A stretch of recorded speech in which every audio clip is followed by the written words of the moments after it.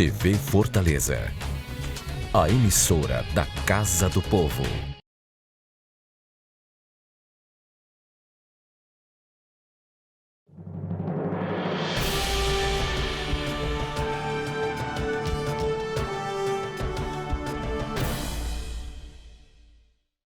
De metáforas e metáforas, acusações e recuos, vazamentos estratégicos, assim, o governo Bolsonaro rompe o primeiro ano administrando suas crises. Inicia o segundo ano e já começa com uma, talvez a maior de todas essas crises, que foi a publicação do vídeo, num chamamento a este movimento para o dia 15 de março, atirando contra a população deliberadamente o Congresso Nacional e o STF. Mais uma vez, o recuo estratégico. Fica muito claro que para este governo interessa mandar os seus recados. E quando eu falo de metáfora, basta lembrarmos, por exemplo, a figura do leão e as hienas. Lembra desse vídeo? Pois é. Fez parte de todo esse enredo, vamos chamar assim, ou narrativa, para os que querem usar essa expressão, do atual governo. O fato é que, nesse instante, vive-se mais uma das suas graves crises, e desta vez entre todos os poderes, a partir das reações que tiveram ministros do STF e os presidentes das duas casas no Congresso Nacional. O que isso significa efetivamente em um regime democrático? É para discutirmos estas e outras questões que estamos iniciando mais uma edição do programa Observatório pela TV Fortaleza, canal 6 da Multiplay e 61.4 digital. E para analisarmos os vários aspectos desse comportamento do presidente da República ante as demais instituições da democracia brasileira, nós temos hoje as participações dos nossos debatedores e colaboradores, os professores, Dr. Rui Martinho Rodrigues, que nos ajuda semanalmente a refletirmos aqui sobre os assuntos em pautas, o também professor Dr. Djalma Pinto, um dos nossos especialistas na área do direito eleitoral, e o professor doutor sociólogo Clésio Arruda. Eu sou Arnaldo Santos. Peço a você, assinante, apenas um minuto para um rápido intervalo e já voltamos com Observatório.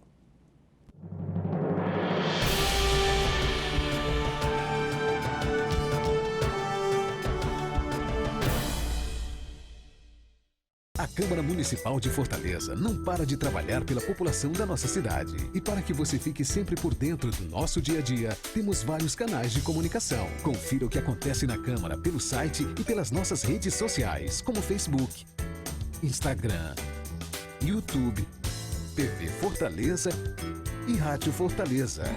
Acesse, comente, assista, participe. A casa é sua também. Câmara e você, juntos construindo uma Fortaleza melhor.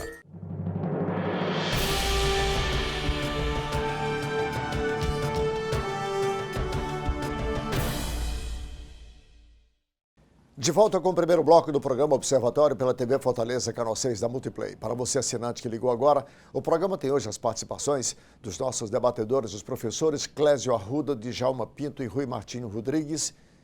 E vamos iniciar o programa com o editorial de abertura, com que iniciamos o programa, que é mais essa crise deflagrada aí propositadamente pelo presidente da República, já não se tem mais dúvidas de que isso obedece a uma estratégia de passar, obviamente, que os símbolos que pretende o governo passar para a sociedade brasileira.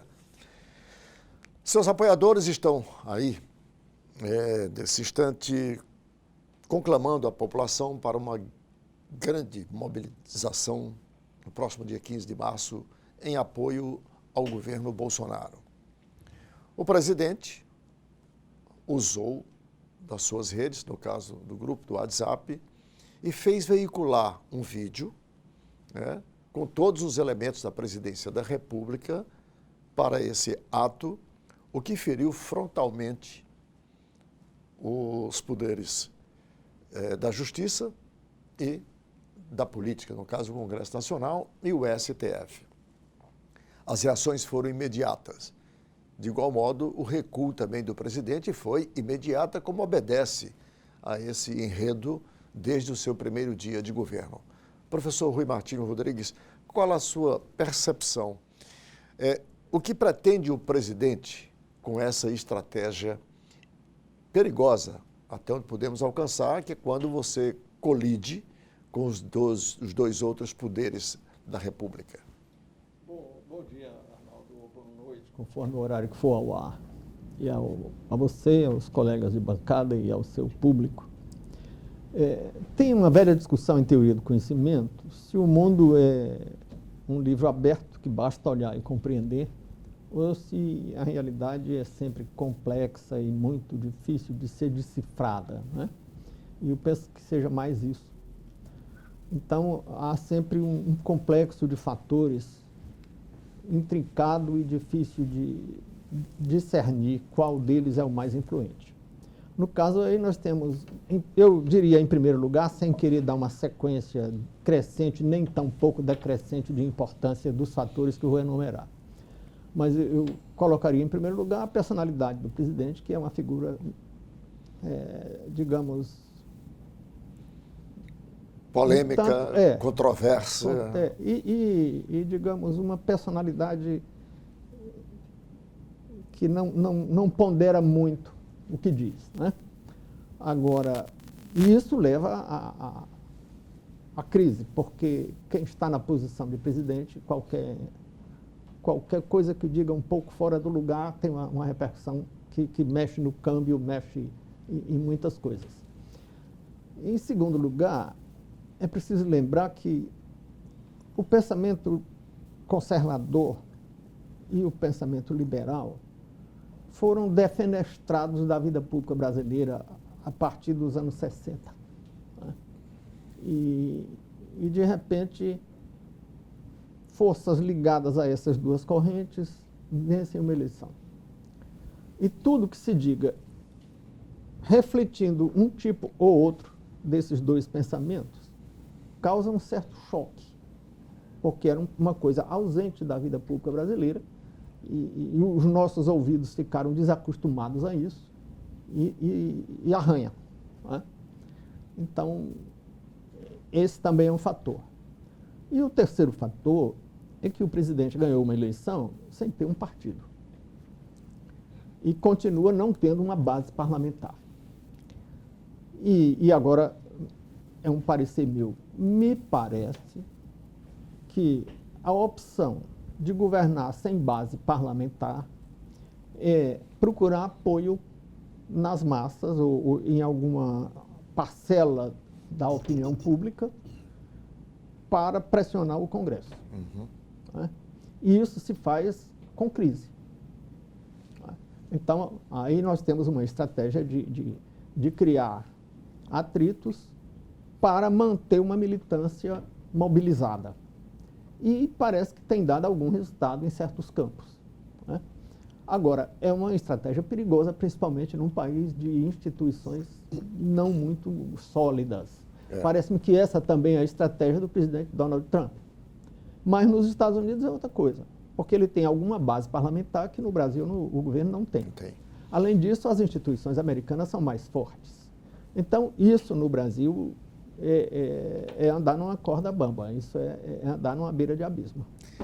Professor Clésio, e a sua interpretação, à luz da sociologia política brasileira, para esse comportamento que tem o presidente e essa disposição para gerar suas próprias crises, independente de que consequências isso possa ter? Por exemplo, todos nós sabemos que no modelo presidencialista que nós temos, o presidente pode muito, mas ele não pode tudo. O Congresso Nacional hoje tem prerrogativas que, se não todas aquelas que gostaria de ter e que até fossem necessárias para a sociedade, para melhor regular, mas o sistema é assim, mas tem poderes que podem, obviamente, que conter. E ainda bem que tem, que pode conter, porque do contrário, na atual realidade, talvez tivéssemos consequências ainda piores. A sua análise, a sua visão sobre isso. Cumprimentando os colegas da mesa, né? E a oportunidade está mais uma vez, e eu acho que discutindo um tema que é extremamente necessário nesse momento, né? Ao mesmo tempo que a gente está discutindo nesse instante o próprio presidente já sai com outro vídeo, né? E aí é bom para a gente entender esse discurso, né? E na fala que vocês chamam da editorial, as crises criadas pelo próprio presidente. Eu acho que aí essa assertiva ela é perfeita, né?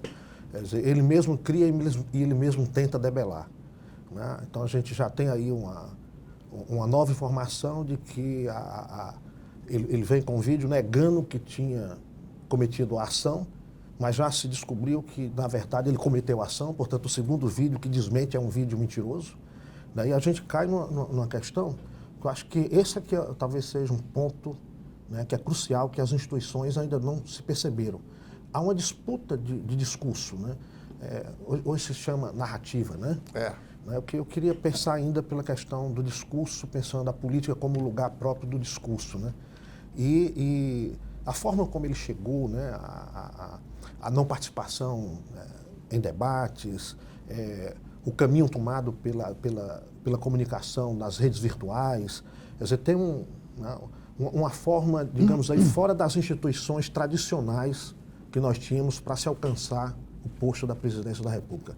Ele chega dessa forma e mantém-se nessa forma. Quer dizer, não há nenhuma alteração na mudança do seu discurso. O discurso de campanha é o mesmo discurso na presidência, e as instituições é que não estão contrapondo esse discurso. Quando a gente teve a fala, né, e como isso não passa por ele, mas não é só dele, né? Agora, recentemente, ele solta o vídeo, nega que publicou o vídeo, e logo em seguida um componente de peso do governo, o general Heleno, vem e reforça, né?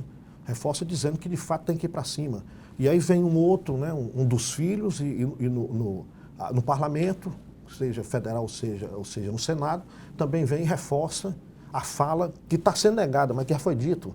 Então há uma orquestração, né? Se isso é combinado numa mesa, não importa, mas que há uma ação que é uma ação conjunta. Está claro que já não é mais erros, não. Argumentação infeliz, não é, está claro que não. Está claro, né? E com isso a gente tem uma fragilização das instituições que ela vem se acumulando, né? Desde o STF ter sido ameaçado por um cabo e um soldado, a gente vê isso se reeditando, né, sendo recorrente, criando-se aí um discurso de fato de que há uma fragilidade. Agora, né, é um discurso que complica, porque coloca como o meio político, né, na fala do presidente, isso fica claro que é um meio político que não quer contribuir para o país, da mesma forma que o STF não quer contribuir para o país. Mas você começa a desgastar a imagem perante uma opinião pública de duas instituições, e as instituições não estão dando a resposta adequada, né? Nem o STF, a fala de um dos ministros somente, né, uma fala até isolada, né, de certa forma contundente, mas... Pronunciou-se o ministro Celso Mello, que é o decano da casa, mas pronunciou também o presidente, o ministro Dias Toffoli também, com notas oficiais. Não sei se é uma reação mais forte, mais vigorosa, né? Até porque a gente corre o risco de um descrédito enorme das instituições. Djalma, professor Djalma, eu gostaria de colocá-lo nessa discussão na perspectiva agora das reações que se viu. O presidente Rodrigo Maia, que hoje é uma figura que está aí com um protagonismo muito ativo, digamos assim, na Câmara Federal, e o presidente do Senado, o senador Davi Alcolumbre, se manifestaram, como não poderiam deixar de ser, mas o fizeram apenas no plano institucional, como que temos que dar uma resposta. Nenhuma reação mais vigorosa, talvez, que tivesse a exigir. Qual é a sua análise? Isso é o quê? É admitindo que não tem credibilidade para se contrapor? O que é isso? Contra fatos, não há argumento. O fato é que as instituições, elas não corresponderam à expectativa ou à finalidade para as quais elas existem. A realidade mostra que o parlamento brasileiro, infelizmente, está desacreditado perante a sociedade. Nós não preparamos o homem para o exercício do poder. Você tem, por exemplo, hoje, segundo os últimos levantamentos, 50 deputados e senadores indiciados ou denunciados perante o Supremo Tribunal Federal. Já, segundo a revista Congresso em Foco, eram 224 na legislação passada. Você tem senadores que são condenados, pelo menos um senador que era condenado por decisão transitada em julgado, de noite ia para a penitenciária e de dia ia legislar. Esses cidadãos, em nome do povo, querem se apropriar, em última análise, de uma parte expressiva do orçamento, nada menos do que 30 bilhões de reais, para dizerem eles em que aquilo será aplicado. Evidentemente, não é nem o Bolsonaro está aí por um acidente de percurso. Na realidade, o que o Brasil precisa pensar é que esses homens que estão exercendo o poder no âmbito do legislativo e do próprio judiciário têm que dar ouvido àquilo que a população está denunciando diariamente. Você me permite só para o assinante não se confundir. Quando você fala que querem se apropriar de 30 bilhões, só explicar. Existe aprovado constitucional o chamado orçamento impositivo, que é esse orçamento em que tem também parte dessas verbas parlamentares destinada a que os parlamentares possam destinar para suas bases eleitorais. Só para contextualizar. Impositivo por quê? Porque o governo não pode dizer como é que vai ser aplicado o dinheiro. O dinheiro é pago pelo cidadão, todo o dinheiro do Estado provém do bolso do cidadão. Complementando a observação do Arnaldo, essa parcela do orçamento que é impositiva no sentido de que o executivo é obrigado a executar, porque o orçamento não obriga. Isso é uma novidade que eu acho que não está em 10 anos. E esses 30 bilhões que o mestre Djalma lembrou aqui, é um acréscimo que está sendo feito agora. Correto. Porque eles querem te esvaziar, em última análise, essa capacidade do governo do Bolsonaro aplicar. O Bolsonaro tem um ponto aí. Passaram 46 anos para fazer uma estrada lá na Amazônia. Ele fez a estrada em 1 ano. Então, o problema é o seguinte, ele foi eleito, o eleitor do Bolsonaro... Ele fez, quer dizer, ele concluiu fez a estrada. A estrada, todo mundo passava lá, quando você diz fez, parece que ele começou agora uma coisa nova e fez. Não foi. Terminou em 1 ano. Foi mais ou menos isso, estava destruída a estrada. A estrada, todo mundo sabia, os caminhoneiros passavam 20 dias lá esperando parar a chuva. Então, o fato é o seguinte, o eleitor do Bolsonaro diz assim, porque as instituições falharam. Eu votei no Bolsonaro porque ele era doido. Ele é doido. Eu votei para ele romper com esse sistema. Essa é a realidade. O Bolsonaro não é o modelo ideal de governante que a República precisa.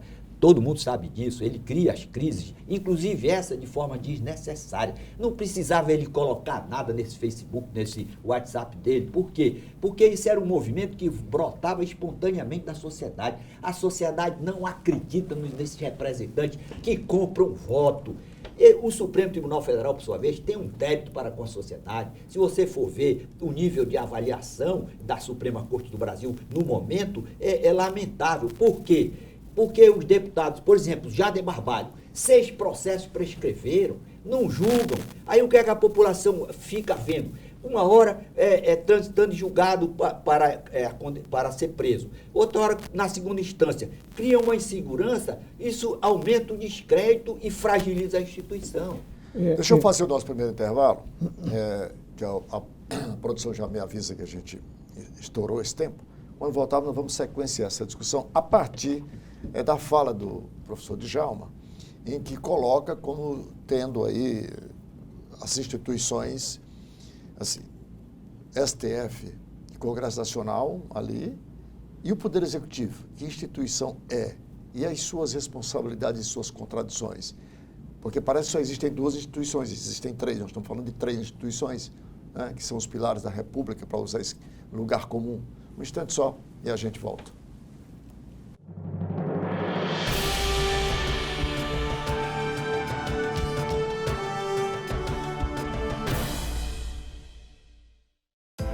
A Prefeitura investe no transporte público para melhorar a vida das famílias em Fortaleza. Criou o Bilhetinho, passagem gratuita para crianças de até 7 anos. A Prefeitura amplia a frota de ônibus com ar-condicionado.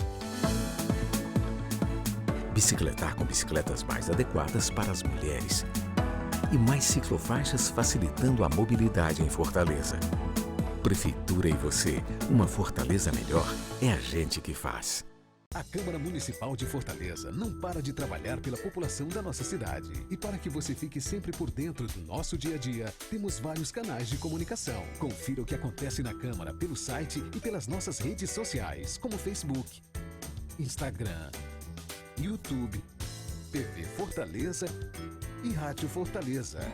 Acesse, comente, assista, participe. A casa é sua também. Câmara e você, juntos construindo uma Fortaleza melhor. Quando fiquei sabendo que tinha tuberculose, imaginei, é o fim.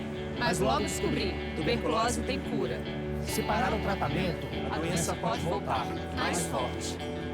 Família, amigos, profissionais de saúde, todos juntos contra a tuberculose. É bom saber que eu não estou sozinho. Em caso de tosse por mais de 3 semanas, procure uma unidade de saúde. Pode ser tuberculose e o tratamento precisa ser feito até o fim.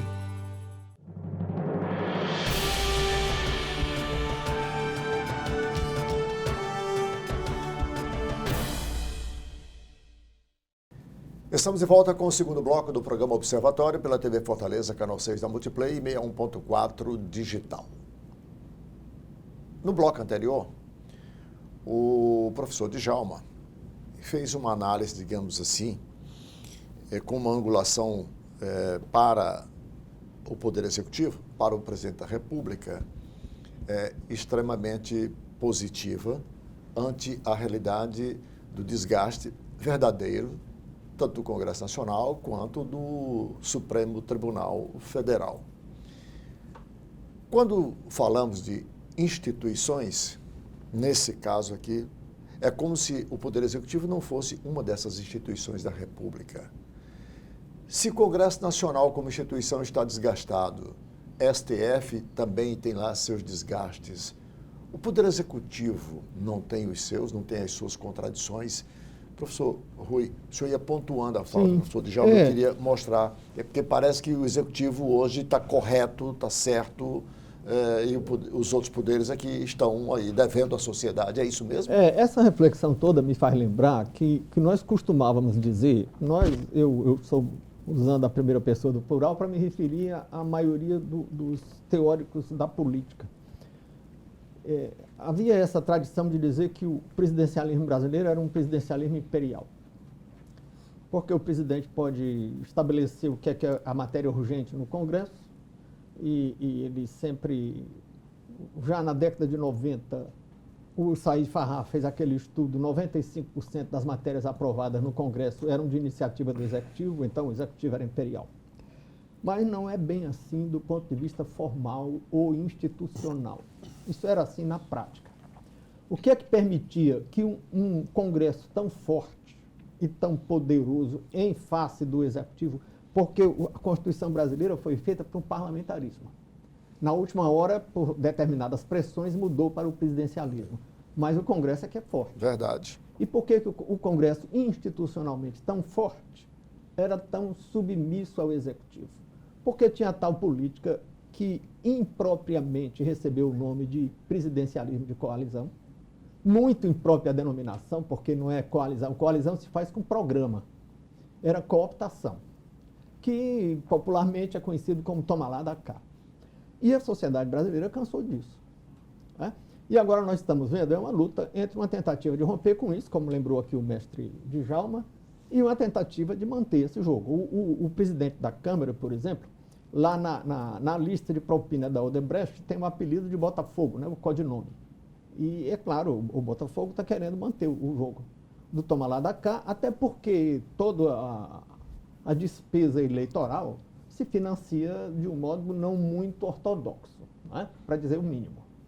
Essa referência que o Djalma fez... Ou não se financiava, porque agora com a aprovação do financiamento público de campanha e dos fundos partidários, essa não ortodoxia tem uma tendência, se não a zerar, a reduzir substancialmente. Eu não seria tão otimista quanto a isso, ou não estaria havendo essa briga toda. Né? Eu acho que essa briga toda tem a ver com isso. E como é que o Executivo poderia enfrentar essa luta, se ele não tem base parlamentar? Mobilizando a sociedade, que é uma coisa realmente perigosa. Essa história de mobilizar a sociedade sem passar pelos partidos é coisa de populismo e é mesmo, mas não tem outro caminho. Até porque nós não temos partido de verdade. Né? E você dizia o executivo. Bem, quais são as queixas que podemos ter do executivo? O estilo pessoal do presidente, que é meio estabanado. Né? Agora, ou inteiramente. Mas não tem ainda escândalo de corrupção. Né? Eu estou me sentindo extremamente preocupado, né, assim, com as questões que estão sendo postas aqui na mesa. Primeiro é o seguinte, o Bolsonaro ele desmoraliza a própria instituição do presidencial. Né? Ele se contrapõe ao jornalismo, desmoralizando completamente o jornalismo, inclusive de forma, né, que eu não vou dizer deselegante, porque não cabe. Nem vou adjetivar aqui, porque senão eu cairia na vala comum do bolsonarismo. Ele sai do marco institucional, completamente, que ele pode ter, inclusive, uma crítica à imprensa, ao jornalista, e vai entrar na vida pessoal, sexual, inclusive, de jornalistas, masculino e feminino. Era o que eu estava me referindo quando eu disse o que tem de motivo de queixa no executivo? Atitudes pessoais. Então a gente tem, né, aí uma pessoa que chega ao poder, que depõe contra o poder executivo no exercício do cargo, se coloca contra, inclusive influindo na opinião pública, que é uma questão delicada hoje você falar de opinião pública, né? Porque a opinião pública já desde muito tempo, né, acho que após a Segunda Guerra Mundial, a opinião pública passou a ser dirigida pelo jornalismo. E se nós temos um jornalismo que aqui e ali tem os seus interesses de grupos, então essa opinião pública, na verdade, ela vai ser uma opinião pública de grupos. Com o advento do Facebook, o grupo do Bolsonaro passou a ter uma influência enorme. Né? E a gente passou, a partir dessa influência do grupo do Bolsonaro, nisso que a gente chama de opinião pública, que desqualifica a opinião pública qualificada, você pensar os grupos que poderiam ter uma discussão mais racional, né? Essa também é desqualificada, a partir, inclusive, da desqualificação do discurso que vem da cultura, que vem da educação. Se a gente olha para tudo, é um ataque generalizado e que parte do executivo. Quando a gente percebe questões como essa que aconteceu agora recente no estado do Ceará, né, no desrespeito completo às instituições, né, quando tivemos agora o movimento dos policiais, e que não é questão do Ceará, né, nós tínhamos aí informações que de 12 estados também estavam prontos para uma insubordinação do mesmo porte, se colocando contra o poder instituído, né, contra a hierarquia e o poder do governo do Estado, indo frontalmente contrário ao que está constitucionalizado, porque isso hoje é permitido, nós temos uma referência que faz isso, no desrespeito constitucional, no desrespeito às instituições, e se a gente não atenta para isso, se as instituições elas não buscam se fortalecer, concordo plenamente que a gente tem, né, infelizmente, em todos os poderes, no judiciário, no legislativo, nós temos aqueles que destoam completamente. Né? Tem os que estão aí envolvidos com corrupção, não são poucos, são muitos, mas a gente precisa ter uma ruptura institucional. Ou por dentro das instituições a gente dá um break nisso, para esse negócio, né? Ou seja, usando uma metáfora, nós precisamos de homens públicos que tenham a coragem de usar trator, de forma metafórica, né? Que seja no discurso. Você está elogiando o presidente? Essa é a atitude dele. Eu estou dizendo que é necessário ter força contra essa força. Se a gente não age com uma força no discurso, e um discurso institucional, olha, isso é inconstitucional e tem consequências. Ninguém pode dizer que vai fechar o STF com cabo soldado se ficar por isso mesmo. Ninguém pode dizer que o campo parlamentar ele é completamente incapaz de contribuir para o desenvolvimento do país. Então nós vamos direto para a ditadura. Aí o populismo se legitima na ditadura. Basta a figura do presidente e está resolvido tudo.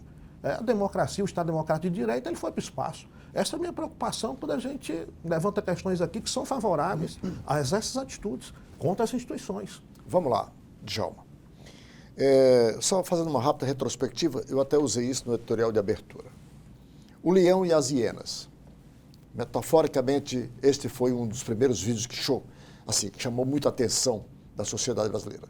Ou seja, o leão era o personificado da figura do presidente, as hienas eram exatamente os congressistas, os ministros, né? Aqueles que queriam devorar o leão. Vamos agora recentemente. o principal representante militar do gabinete da presidência da República, general Heleno. Esse chantagista não quer deixar o presidente governar, vamos para cima deles, a chantagem. Me custa crer que o responsável pelo Gabinete de Segurança Institucional, GSNI, numa solenidade pública no pátio do Palácio do Planalto, não saiba que tudo que se está dizendo ali está sendo captado por equipamentos extremamente sensíveis, que faz parte da segurança nacional. Isso para antever que não foi uma coisa dita inadvertidamente, não. Aquilo tem um sentido, tem uma homenagem, tem um objetivo, digo melhor.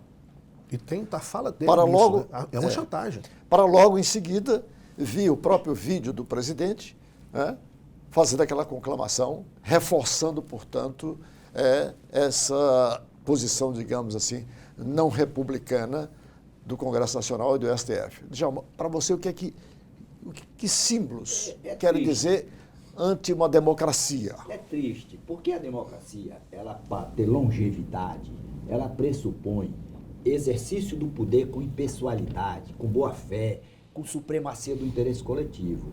Você teve, vamos agora, o professor Clécio diz, olha, teve a greve e tal, essa greve está sendo estimulada pelo governo, pela forma como o governo procede lá no Planalto Central. Mas você tem que se lembrar que você teve greve em 1997, que deram tiro no comandante da Polícia Militar, Mauro Benevides. No Palácio da Abolição. Palácio da Abolição. Você teve greve, salvo engano, em 2011, com o governador Cid Gomes, e agora. Então, isso é um histórico que precisa ser revisto a partir da academia com a formação daqueles que vão ser investidos no cargo de policial. Segundo ponto, você não tem uma classe política qualificada. Assaltaram o Brasil, rapaz. O Brasil foi dominado por uma verdadeira quadrilha nos últimos tempos. Assaltaram por bilhões. Você tem processo no Supremo Tribunal Federal, cuja marca é a prescrição. Você tem Renan Calheiros, Jader Barbalho, Collor de Mello, essa galera toda lá transitando com a maior desenvoltura para dizer onde é que vai aplicar o dinheiro do orçamento que o cidadão paga. O regime é democrático. Quem elege são as pessoas. Esses homens não vieram de Marte, parafraseando aqui nosso inesquecível Roberto Martins Rodrigues. Com quem está essa responsabilidade? Supremo Tribunal Federal, processo Será do Supremo ou do povo que reelege reiteradamente essas pessoas que também estão a delinquir, vamos chamar assim, reiteradamente? Excelente pergunta. O cidadão tem Eu quero trazer essa discussão para a sociedade brasileira, que é preciso que... Concordo. Não esqueçamos, não deixemos resolver esse o problema fora. Aí o problema é o Bolsonaro. O Bolsonaro é consequência do problema que não foi resolvido. Qual é o problema? Aí a governabilidade. Qual é a governabilidade? O parlamentar, para garantir o apoio ao presidente, quer a Caixa Econômica Federal. Aí o cara está lá com 55 milhões de reais dentro de um apartamento, porque era diretor, vice-presidente da Caixa Econômica. Aí quer o quê? Quer a Petrobras, bota os diretores lá para assaltar a Petrobras. A governabilidade é isso. Você indica lá o diretor da estatal para ele assaltar, repassar o dinheiro, aí você vai financiar a campanha. Aí você diz, mas é o povo que elege. Com o voto comprado, grande parte dos parlamentares que se apropriam de verba pública, que vão usar para comprar cabo eleitoral. Isso é uma realidade. Aí onde é que está o problema? O problema está porque o Supremo Tribunal Federal não julga, porque se o Supremo julgasse Renan Calheiros, Jader Barbalho, Collor de Mello como exemplos paradigmáticos, aí você ia romper essa cultura de querer chegar no poder para tirar proveito pessoal. O que o Brasil precisa não é de revolução, concordo com o doutor Clésio. Nós não temos um homem ideal para comandar uma república civilizada, é fato. O povo não tinha opção, vai deixar o establishment do mesmo jeito que era. Vamos fazer a governabilidade, a nossa democracia. Não tinha opção, e os outros candidatos? Faziam parte desse mesmo, dessa mesma prática? O povo entendeu. Você tinha disputando com ele, você tinha Meirelles, uma figura, Ciro Gomes, o Haddad, que vem lá do PT, você tinha o Alckmin. Você tem figuras nacionais de expressão fora dessa tradição malsã que você acaba Certo. de citar. Certo. Ainda assim, o povo elegeu outro. Por uma razão. Sabe por que o povo elegeu? O povo é sábio. O povo elegeu porque ele achou que daquele pessoal todo ali ia continuar o modelo de governabilidade que é marcado pela lição de São Francisco, é dando que se recebe. O presidente, é o seguinte, para aprovarmos essa lei, o senhor tem que dar a Caixa Econômica, tem que dar o Denox, tem que dar o Banco do Brasil. Para quê? O Banco do Nordeste, está aí o Banco do Nordeste. Qual é a grande contribuição do Banco do Nordeste? Você vai ver quanto foi que desviaram desse Banco do Nordeste. Quantos estão processados porque desviaram dinheiro lá? Dinheiro público. Então o povo chegou à conclusão, rapaz, bota esse doido logo aí, pelo menos vai ter que tentar romper isso. O que o Brasil precisa agora é cair na real. Olha, ministro do Supremo, vamos julgar logo o Collor de Mello, vamos julgar logo o Renan Calheiros. Não está lá o processo todo preparado? Pô, aí a questão que o povo pergunta, Arnaldo, não adianta tapar o sol com a peneira. A rede social, ela permitiu esse debate pleno com a sociedade. Por que que lá na Operação Lava Jato, quem não tinha foro por prerrogativa de função, todo mundo foi julgado. Está lá o João Cabral, está lá o ex-presidente da Câmara, várias pessoas, os empresários que não tinham foro privilegiado, foi todo mundo julgado. Técnicos da Petrobras. Da Petrobras, todo mundo que envolveu-se na corrupção foi julgado. Agora, o pessoal que está com foro privilegiado, foro por prerrogativa de função, lá no Supremo Tribunal Federal, não, aí esses caras se sentem que tem a impunidade a favor deles. Aí o que é que eles vão fazer? Eles não podem mais nomear gerente de Caixa Econômica, presidente de Banco do Nordeste. O que é que eles vão fazer? Eles vão querer atacar o orçamento, ficar com 30 bilhões de reais. Aí você tem que dizer, não, mas a nossa democracia tem que aceitar que Jader Barbalho, que Renan Calheiro digam onde é que o dinheiro tem que ser aplicado. Pelo amor de Deus, o que é que precisamos? Com mais qualificação para o exercício do poder, melhorar aquele que vai exercer a governança como chefe do executivo. Mas temos que desobstruir esses que estão querendo manipular o orçamento.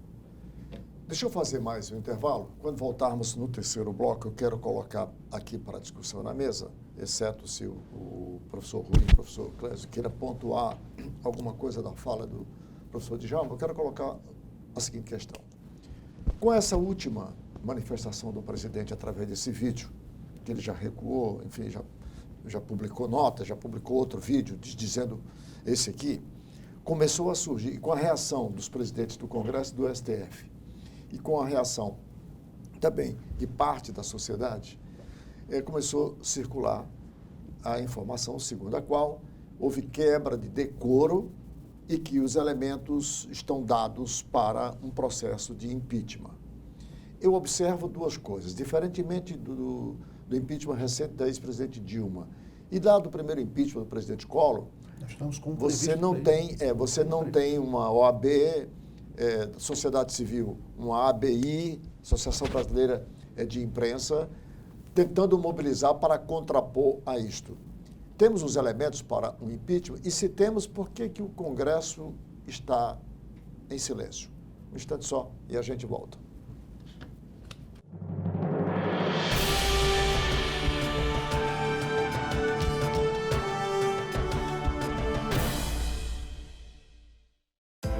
A Prefeitura investe no transporte público para melhorar a vida das famílias em Fortaleza.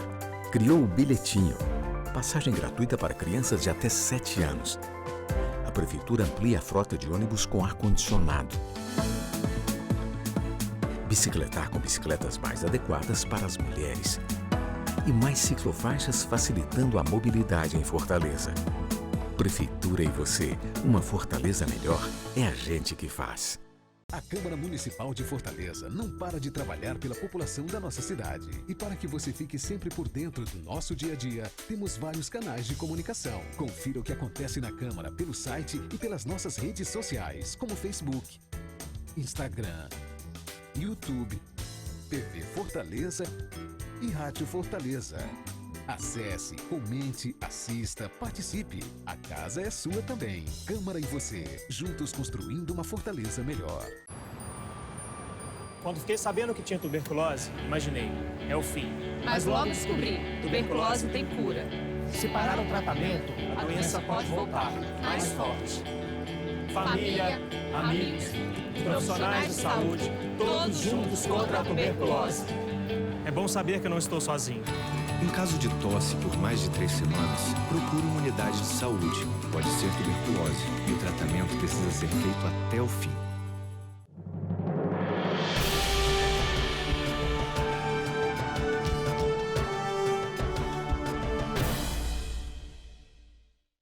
Estamos de volta com o terceiro e último bloco do programa Observatório pela TV Fortaleza, canal 6 da Multiplay 61.4 digital. Para você assinante que ligou agora, nós temos hoje as participações dos nossos debatedores, os professores Clésio Arruda, Rui Martinho Rodrigues e Djalma Pinto. Estamos discutindo, como não poderia deixar de ser, os últimos acontecimentos envolvendo aí, quer dizer, a República Brasileira, a partir do Palácio do Planalto, Congresso Nacional e STF. Estamos tentando fazer uma discussão aqui, sem nenhuma presunção, que nós não encontramos na discussão diária da mídia, que é analisando os fatos sobre esses outros aspectos e tudo. E me chama a atenção, senhores, um fato. Em 1991, né, porque o impeachment do Collor se deu em 92, por outros fatos, mas também por quebra de decoro, um presidente com um perfil mais ou menos como o atual, sem partido, que se escudava nos chamados do povo através da caça aos marajás, né, que era uma forma populista. A sociedade civil, quando se sentiu indignada, e aí leia-se Conselho Nacional da OAB, Associação Brasileira de Imprensa, lembro então, na época, o presidente Marcelo Lavanieri e Barbosa Lima Sobrinho, mobilizou. E a mídia mobilizou e o resultado a gente conhece. Essa semana, professor Rui, Djalma, Clésio, surgiu a discussão de que essa postura reiterada do presidente, mais especificamente com essa última, por atentar contra os demais poderes, houve, no mínimo, quebra de decoro. E isto é um elemento posto para se começar a pensar no impeachment, e essa informação está circulando nesse instante. Professor Rui, estão dadas as condições para que se possa pensar em abrir processo de impeachment? E se essas condições estão dadas, por que o Congresso Nacional e o próprio STF, nesse instante, se omite dessa discussão? A sociedade civil, então, não está apoiando, digamos, esses arroubos, esses desequilíbrios né, do presidente da República, que atenta contra o cargo, ou ela está conivente com isso também? Bom, antes de abordar esses aspectos que você levanta, eu queria complementar o raciocínio do mestre Djalma, lembrando que o eleitor, porque nós discutíamos no bloco anterior a responsabilidade do eleitor pela classe política que temos. E eu diria que tem alguma responsabilidade, mas nem tanto, porque o eleitor não tem opção de votar, senão nos candidatos apresentados pelos partidos. Eu não sou a favor de candidatura avulsa, mas com o quadro partidário que nós temos, o que é dado ao eleitor é homologar nomes apresentados pelos partidos que, na organização político-eleitoral do Brasil, é um sistema que funciona à base da corrupção. Né? Isso aí o mestre Djalma já explanou com muita clareza. Então, há uma ruptura, como o Clésio lembrava aqui, há uma consciência nacional em diferentes partes do espectro ideológico, a ideia de que é preciso, em certos momentos, usar o trator, como dizia o Clésio, que eu acho que é a mesma ideia do Palácio do Planalto. Inclusive, essas frases do presidente ou do general Heleno são essa ideia de que é preciso usar trator, que está de um lado e está do outro, do espectro político. Cada um que no Ceará foi literalmente interpretado. Então, e a ideia de que dentro dos quadros institucionais tem solução, sim, mobilizando a sociedade. Não vejo uma ideia de ruptura dos quadros institucionais embora isso possa ser acenado como parte do jogo para mobilizar a sociedade. Mas eu não vejo isso, até porque o presidente, se quisesse fazer golpe, teria adulado os militares, e ele tratou os militares com muita dureza, né? Demitindo o general até de uma maneira deselegante. Então eu não vejo bem, e nem vejo clima para isso, nem no ambiente internacional, nem no ambiente nacional, porque não existe uma situação. Isso até poderia ter acontecido antes do impeachment, se o impeachment tivesse sido evitado de uma maneira meio heterodoxa. Mas hoje, que já foi feito o impeachment, que já foi feita a eleição, não vejo desculpa para uma virada de mesa. Agora, e o impeachment atual? A questão do impeachment e a comparação com o Collor. O Collor não tinha a base social que o presidente atual tem. A gente pode gostar ou não dele, mas ele tem uma base social. Tem uma militância que o Collor não tinha. O Collor, quando disse não me deixe só, todo mundo botou foi o preto nas janelas, né? Agora o presidente não. O presidente tem manifestações públicas repetidas com o verde e amarelo. Então ele tem a base dele nas redes sociais, que não existia no tempo do Collor, e o Congresso hoje está mais fraco. Porque para o Congresso destituir um presidente, você falava, se está dada a situação para um impeachment. Olha, a lei 1079 de 1950, que regulamenta o impeachment, ela criou um tipo muito aberto. Muito aberto a quê? Aberto à interpretação subjetiva de uma corte política, porque o que nós chamamos de impeachment em toda a América Latina e na Península Ibérica se chama juízo político. E o juízo político é muito aberto à subjetividade política. Então, qualquer pretexto é pretexto para o impeachment. O que é preciso é que existam condições. Eu acho que faltam condições nesse sentido, porque existe uma base na sociedade para o presidente, uma base muito aguerrida, pode não ser tão grande, mas é muito aguerrida, e por outro lado, o Congresso está muito desmoralizado. Porque quem é que iria comandar isso? O Botafogo? O presidente da Câmara que está na lista de propina da Odebrecht? Ou um Congresso com dezenas de políticos denunciados pela Procuradoria-Geral da República? Eu insisto em trazer a discussão para a sociedade civil através das suas representações. E eu citei o Conselho Nacional da OAB, citei a ABI e tantos outros organismos que tem aí. A imprensa... Se essa sociedade está, e a gente percebe que há uma parte da sociedade que apoia o estilo trator, para usar a expressão do atual presidente, mas tem uma outra que se contrapõe, eu não vejo, professor Clésio e professor Djalma, a esquerda pela oposição e a centro-esquerda fazendo nada a não ser nas redes sociais, algumas opiniões. Você não tem mobilização para as ruas. A sociedade civil também não está. O Congresso Nacional, com todos os seus desgastes também, não tem uma figura. Está todo mundo desacreditado. Isso. O que é isso? É medo do pior? Eu queria voltar. Eu acho que passa por aí. Acho que passa por aí e a gente não pode esquecer fatos que são... E aí a gente vai falar de fatos, né? Nós tivemos recentemente a morte de um miliciano com vínculos nos gabinetes dos filhos do presidente, inclusive com mãe, né? E a gente está falando de um indivíduo que é comprovadamente um criminoso, foi afastado do BOPE, né? Estava foragido da polícia, né? Foi agora, né, assassinado, né? Um confronto com a polícia, não vou discutir a circunstância porque ainda não apareceu, né? Mas claramente alguém que tem um vínculo com a família da presidência. Estava aliciado no sítio de um deputado do PSOL.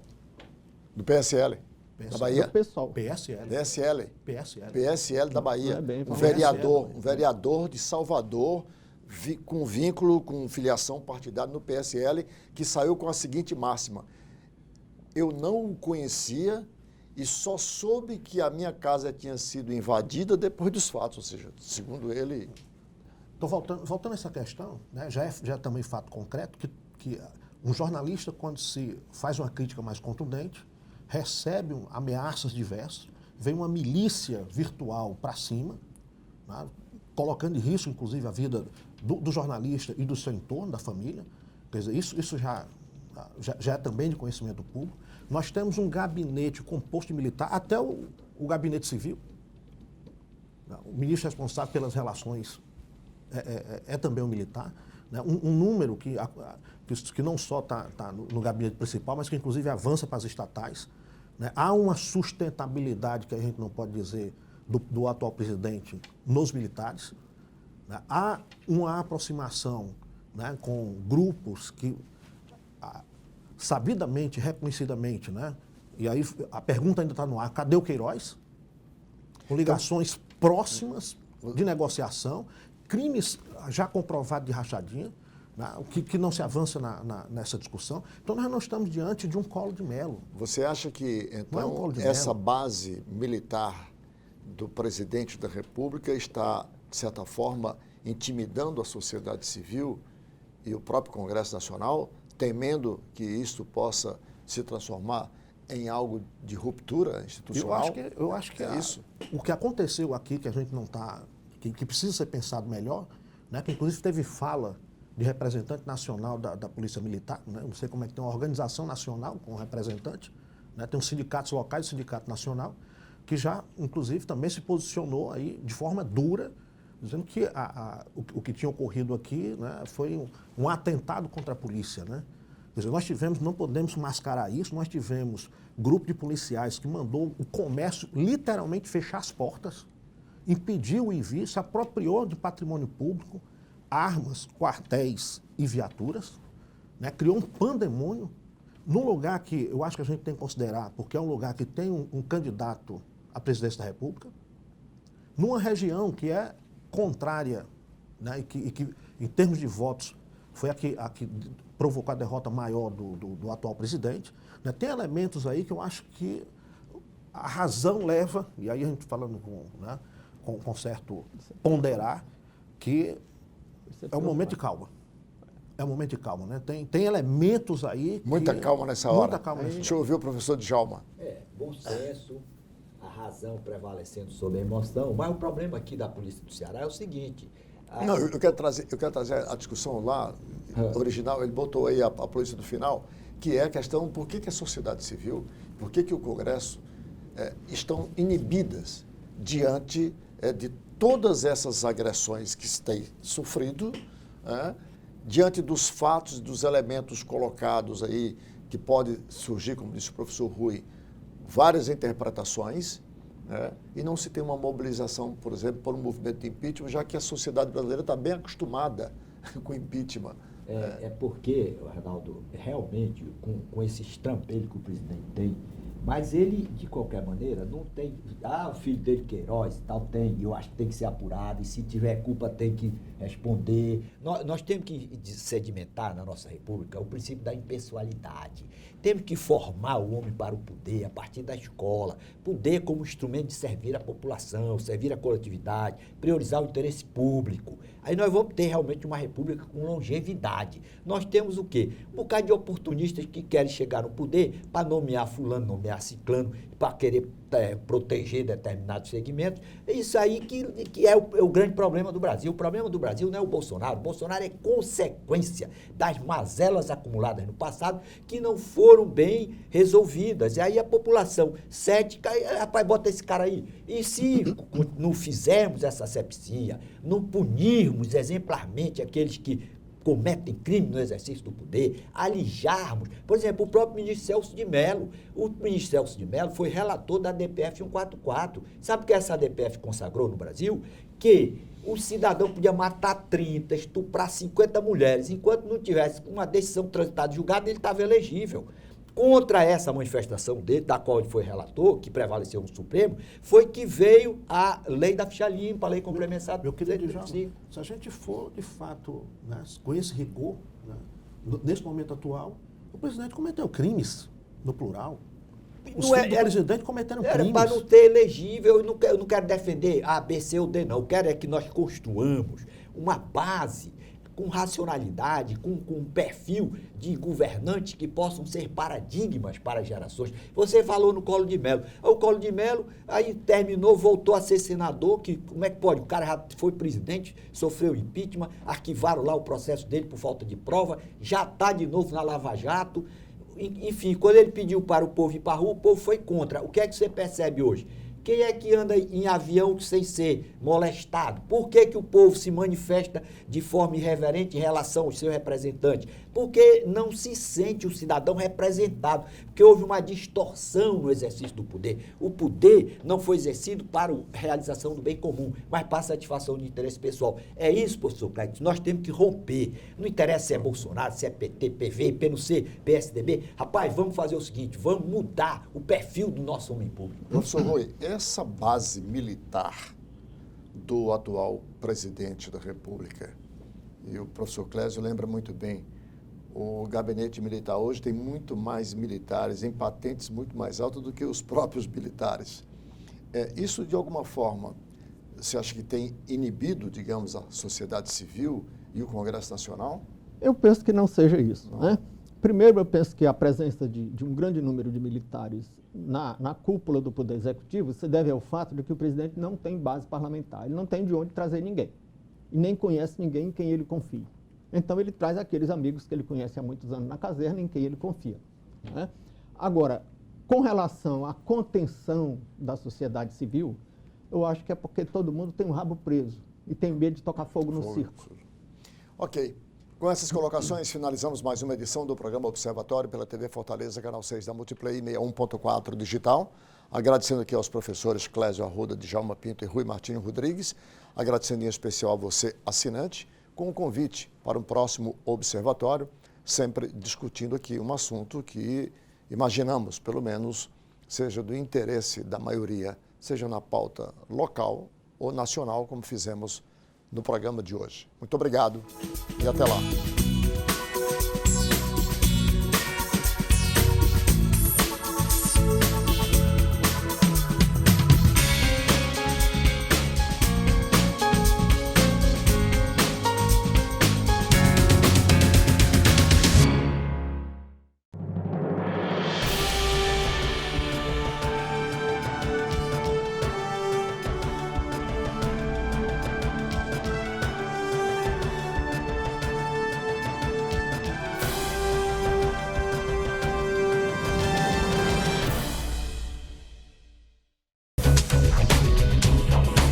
TV Fortaleza, a emissora da Casa do Povo.